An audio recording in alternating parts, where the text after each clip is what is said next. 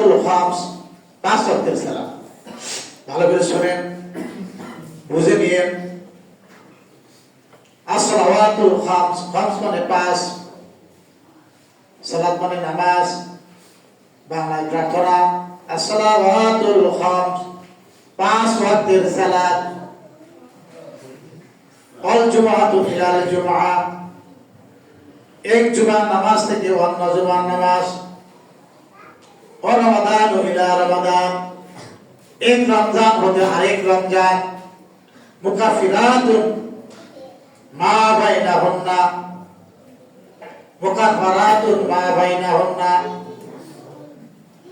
কাফারা হয়ে যাবে এর মাঝে যা থাকে। শর্ত কি? ইজাস্তুনিবাল কাবাইর, যদি কবিরা গুনাহ থেকে বিরত থাকে। আবার বলছি, ভালো করে শুনেন, 5 ওয়াক্ত নামাজ যদি কেউ করে, কয় ওয়াক্ত? আপনারা কয় ওয়াক্ত করেন? পরে 5 ওয়াক্ত। এই যারা আসছেন তারা কি 5 ওয়াক্ত নামাজ পড়েন? রমজান মাসের পরে কি 5-7 জন ব্যক্তিদের মসজিদে দেখা যায়? ভালো মানুষ তারা, রমজানের সব পাবে তারাই, আপনি না। as-salawatul khams, রমজানের ভিতরে রমজানের বাইরে যারা 5 ওয়াক্ত সালাত আদায় করে জামাতের সাথে, এখানকার অধিকাংশ মানুষ 5 ওয়াক্ত নামাজ পড়ে না। কেউ আছে শুধু শুক্রবারে, আবার কেউ নামাজি হয়েছে শুধু রমজান মাসের জন্য। যদি তওবা করে এবং নিয়ত করে নামাজের, তার ভিন্ন কথা। তাহলে কি এই যে এই মাসের রমজান, এই রমজানের সিয়াম তাদের জন্য উপকার হবে, কল্যাণ হবে, বেশি বেশি লাভজনক হবে যারা এই রমজানের পূর্বে 5 ওয়াক্ত সালাত জামাতের সাথে আদায় করছে। ওয়াল জুমআতু ইলাল জুমআ, এক জুমা থেকে আরেক জুমা।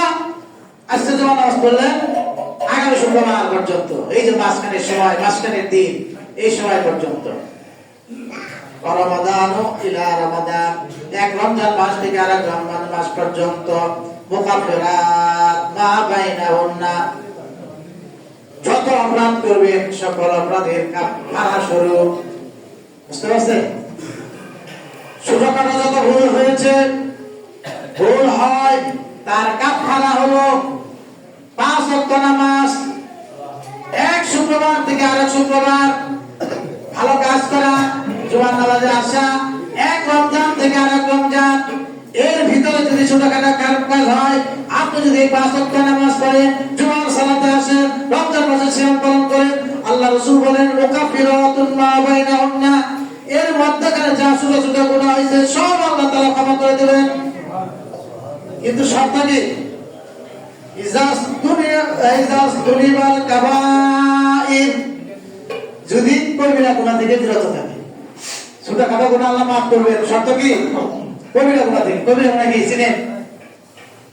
আমাদের এই মসজিদের লাইব্রেরিতে কবিরা গুনাহের একটা বই আছে। এক সময় কিছু ভাই এই কবিরা গুনাহের বইটা জামাতের বই মনে করতো, অথচ বইটা লিখছে ইমাম জাহাবি রাহমাতুল্লাহ আলাইহি। একটু সামনে এসে বসুন সবাই, যাদের জায়গা খালি আছে সামনে গিয়ে বসুন। আমি একটা কবিরা গুনাহ ছোট্ট বোঝার জন্য বলি। বাবা মার নাফরমানি করা কবিরা গুনাহ, মুখস্থ করেন। বাবা মার নাফরমানি করা কি? তাহলে হাদিস দ্বারা কি বুঝলেন? যতই ইবাদত করেন, বাবা মার যদি ভরণ পোষণ না করেন, বৃদ্ধ অবস্থা খারাপ কাজ করেন, তাহলে আপনার ইবাদত কবুল হবে না, ছোট গুনাহ মাফ হবে। তাহলে একটা কবিরা নাকি মিথ্যা কথা বলা, কি বলেন? কবিরা গুনাহ। আপনাকে মিথ্যা কথা বলেন কেন বলেন? আমার তো মনে হয় মির্জাপুর বাজারে আমাদের ইটখোলার মালিকদের মধ্যে মিথ্যা কথার কারখানা আছে। ইটখোলার জন্য একটা কারখানা, তাদের মধ্যে মিথ্যা কথা বলার একটা কারখানা। মির্জাপুর বাজারে যান, প্রত্যেকটা দোকানদারি 2-1 জন ছাড়া মিথ্যা ছাড়া ব্যবসা করতে পারতেছে না। পারে না। এই যে যারা বিভিন্ন দালালি করে, তারা মিথ্যা কথা বলে। আরে বাবা মার খেদমত না করলে কি কবিরা গুনাহ।